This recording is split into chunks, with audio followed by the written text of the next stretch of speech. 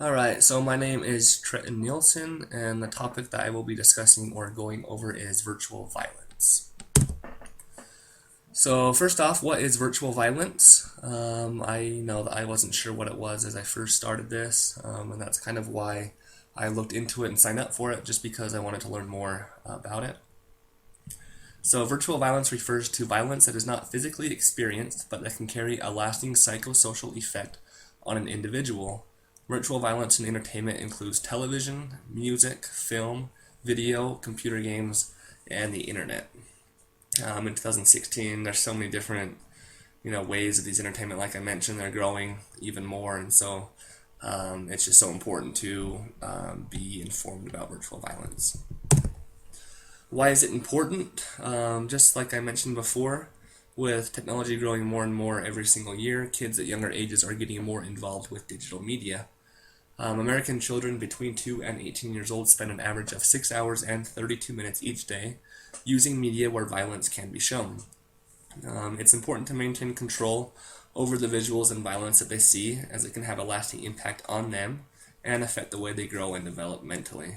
So 6 hours and 32 minutes each day is a really long time that these kids are being subject to this, violence on the TV, Xbox, PlayStation, whatever the case is. That's a lot of time. As recently as 2000, every G-rated movie contained violence, as did 60% of primetime television shows. So, it's been 16, 17 years since that, so that number's grown significantly since then, and ratings have even gotten, a little bit worse. So it's estimated the typical child will actually have seen 8,000 murders and 100,000 other acts of violence. That includes rape and assault before middle school. So that's just before middle school. That's going to even grow even more throughout middle school and even in high school, just because, they'll be on media even more in that case. So the first impact that it has on society is that it leads to real life violence.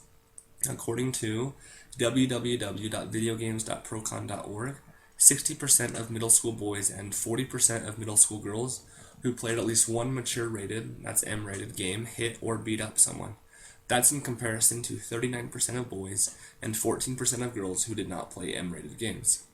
There were actually 2 teenagers in Tennessee who got caught shooting at passing cars, and they actually killed one driver. When they caught, they actually told police that they got the idea from playing Grand Theft Auto 3, which is a rated M game. The whole goal of that game was to just be violent, to steal cars, stab people, shoot people, get the cops to chase you, and just do whatever you can to create violence. As children see this violence and aggression on the television or in a video game, they learn how to be aggressive in new and different ways. They see the results of aggressiveness towards others. As they see someone be violent and get what they want, they imitate that same behavior they see, and then they're violent in real life, thinking that a reward will follow. So, for example, if a kid's watching a TV show and they see their favorite character, hit their brother because they want the toy that, their brother has, their parents might give in and give them that toy. And so they think, maybe if I do that to my brother, if I go hit him or if I mean to him, maybe my parents will, give me whatever I want. And so it does lead to aggression later on. According to the Gun Violence Archive, there have been 136 mass shootings in 2016. So mass shooting is where 4 or more people are either injured or killed. The number of mass shootings in the United States is steadily increasing year by year. The teenage shooters in the 1999 Columbine High School massacre actually played violent video games growing up. In addition to that, James Holmes, he was the one that took out those people at the Aurora, Colorado movie theater. He was also an avid violent video game player growing up. In the Journal of Experimental Social Psychology peer-reviewed study, it was found that just 20 minutes of playing a violent video game can cause people to become less physiologically aroused by real violence, so they're less affected by it. It's argued because of this that violent video games desensitize players to real-life violence and that they are more aggressive as they grow up. So the second impact that it has on society is that it creates fear among people and it diminishes overall health. There was extensive research done by the American Academy of Pediatrics, and it indicates that media violence can contribute to nightmares and fear of being harmed. In movies like Saving Private Ryan or other video games, it portrays that violence is a human behavior that causes suffering, loss, and sadness to its victims and perpetrators. As people view this, they tend to believe that the real world is almost exactly similar, and it strikes fear in them. This can lead to mental illnesses where, as a result, billions of dollars are spent every year to treat. In media, the violence has better graphics and visuals, which leads to it being more believable or graphic for the viewer.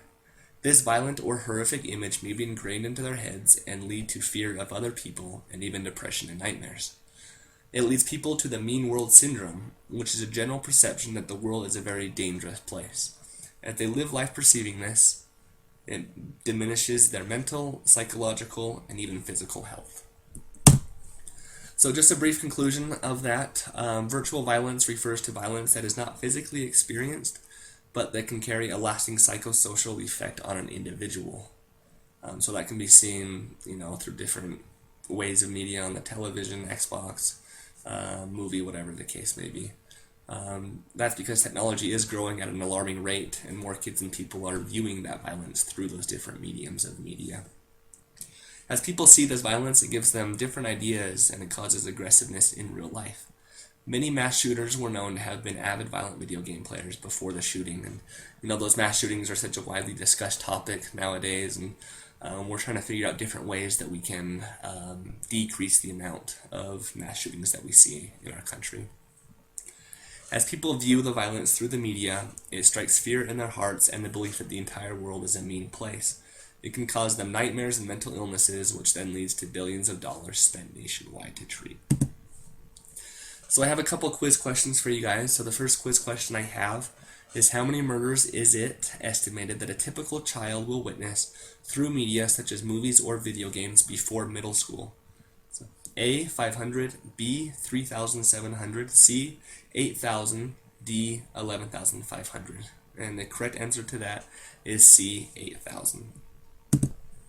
Second quiz question I have is, how many minutes of playing a violent video game can cause people to become less physiologically aroused by real violence? A, 10, B, 20, C, 45, D, 60. And the correct answer to that is B, 20. So those are my sources. If you guys have any questions on virtual violence, or you didn't understand something, just go ahead, just shoot me a message in Canvas, and I'll be happy to help. Thanks for watching.